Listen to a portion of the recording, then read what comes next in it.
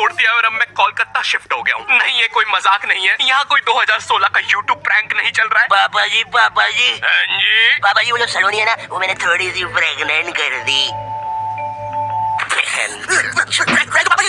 मैंने अपनी लाइफ में कभी सोचा भी नहीं था कि मैं कोलकाता आऊंगा। भाई, मुझे कोलकाता के बारे में बस रविन्द्रनाथ टैगोर जी के बारे में पता था। कितने महान आर्टिस्ट थे यार वो। उनके जमाने में लोग तुझसे कमेंट करते थे क्या? रविन्द्रनाथ टैगोर जी आपकी रीसेंट कविता में तो मजा ही नहीं है। मेरे को लगता पहले ही आप बढ़िया कर रहे थे, अब तो पता नहीं क्या है। सही सही बोलूं तो वी वांट ओल्ड RNTG में। बाकी आई एम अनसब्सक्राइबिंग फॉर नाउ। यही चीज होती है जब मैं भी कुछ नया ट्राई करने जाता हूँ। कुछ लोग आ जाते हैं, we want old not your type back, old not your type दो ना। अरे ऐसे तो फिर मैं कुछ नया ट्राई कर ही नहीं पाऊंगा, इसलिए ये बंद करो। और आज से we want new not your type के कमेंट्स आने चाहिए। और सिर्फ मुझे नहीं, बाकी यूट्यूबर्स को भी यही कमेंट आने चाहिए। उन्हें भी न्यू नॉट योर टाइप बनने पे मजबूर कर दो। मुझे तुम्हारी पावर जाननी है कि तुम कितनी फालतू चीज वायरल कर सकते हो। खैर, बैक टू कोलकाता। भाई, कोलकाता में मेरे लिए दोस्त बनाना बहुत मुश्किल हो रहा है। यहाँ सबसे बड़ी प्रॉब्लम लैंग्वेज की है, क्योंकि यहाँ मेजोरिटी लोग बंगाली के अलावा कुछ बोलते ही नहीं है। अरे अभी तो बुढ़ फाड़ी ना की। क्या बात हो रही है? और अगर तुमने इनके सामने हिंदी में बात कर ली, हाँ, क्या बात हो रही है? तो ये तुम्हें ऐसी नजरों से देखेंगे जैसे तुमने क्या ही बोल दिया हो। ऐसे गूंजते हैं तुम्हारे हिंदी के वो नापाक शब्द। क्या बात हो रही है? अरे ऐसे तो मैंने बोला भी नहीं था। और पहले ये लोग नॉर्मल सर्कल में बात कर रहे थे। जैसे मैंने मुंह खोला तो फुटबॉल टीम जैसा डिस्कशन होने लग गया। अरे इतना बाहर का कौन फील करवाता है यार। ये लोग मेरे सामने झुक के मेरी कैसे मार रहे हैं। और एक तो कोलकाता में लैंग्वेज के कारण मेरे इतने पैसे उड़ रहे हैं। भाई, मुझे कोई भी आके स्कैम कर लेता है। मुझे 20 रुपए की चीज 200 में बेची जा रही है। फॉरेनर जैसा स्कैम हो रहा हूँ मैं यहाँ पर। बंगाली सीखना छोड़ो, यहाँ फॉरेनर जैसा स्कैम होते होते मेरी हिंदी भी खत्म होते जा रही है। मैं दुकानों पे अब सामान ऐसे मांगता हूँ। नमस्ते भैया, ये कितने का बिच है? थोड़ा ठीक ठीक स्कैम करिएगा। हमेशा आपके यहाँ से ही स्कैम होते हैं। वैसे भैया, आपने उस फॉरेनर को क्यों स्कैम नहीं किए? अरे क्योंकि वो फॉरेनर नहीं, बिहारी है, वो हमें स्कैम करते हैं। और एक तो मैं जब से कोलकाता आया हूँ, मुझे पता नहीं क्यों मेरे मध्य प्रदेश के दोस्त कॉल करके अजीब अजीब सी चीजें बताते रहते हैं। ओ भाई, तेरे को पता है अपने सन्नी की बहन विकास के साथ भाग गई? हाँ क्या? अरे लेकिन अपने सन्नी ने दोनों को ढूंढ के पलटा दिया रातों रात। जेल में अभी सन्नी। ये बात कर, एक सेकंड। जेल?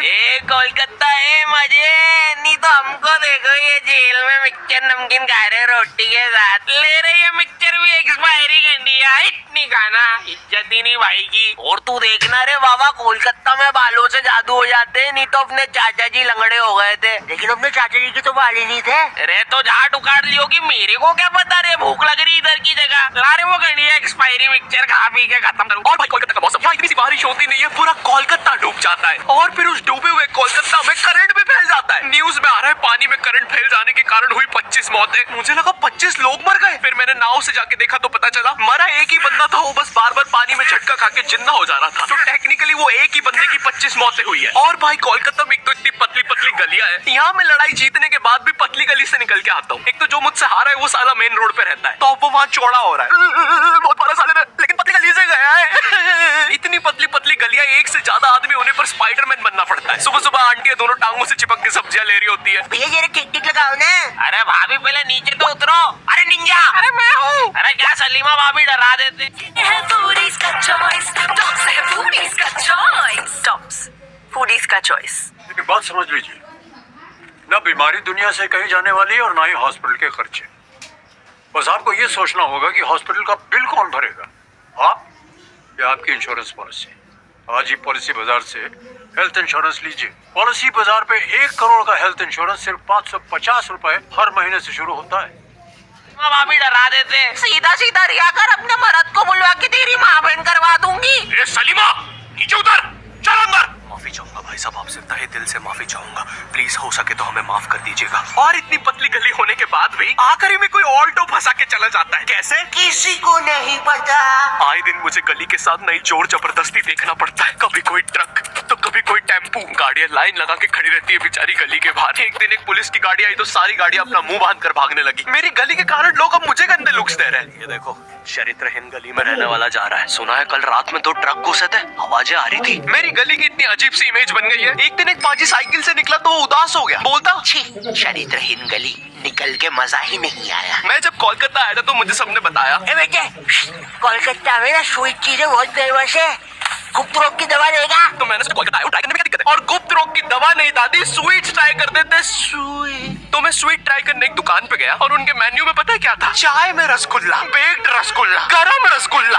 मैं रसगुल्ला खाने आया हूँ, मुझे बेक रसगुल्ला मिल रहा है। अरे ये रसगुल्ला थोड़ी ना है, ये तो बस गुल्ला है। और यहाँ पर पानी पूरी का भी बुरा हाल है। बाय द वे यहाँ पे पानी पूरी को लोग फुचका कहते हैं। ये रहा दादा, हमारा थम्स अप पुचका खाओगे? थम्स अप पुचका, ये सुन के मुझे इतना गुस्सा आया, मैंने अपना थम्स डाउन करके भैया के पुचके में घुसा दिया। अरे दादा, टिप बाद में दे देते।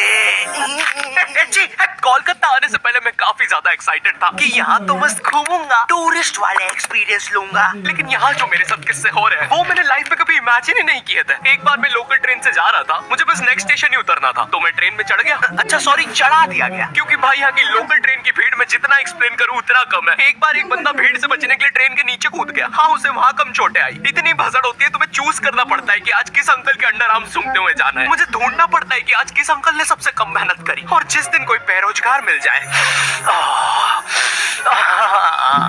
मैं जॉबलेस हूँ, मुझे कोई पसंद नहीं करता। अरे नहीं नहीं भाई, आई लव यू। जरा उस मेहनती बुढ़े को देखो, साला दिन रात मेहनत करके अपनी फैमिली को पाल रहा है। हट बुड्ढे, नीच।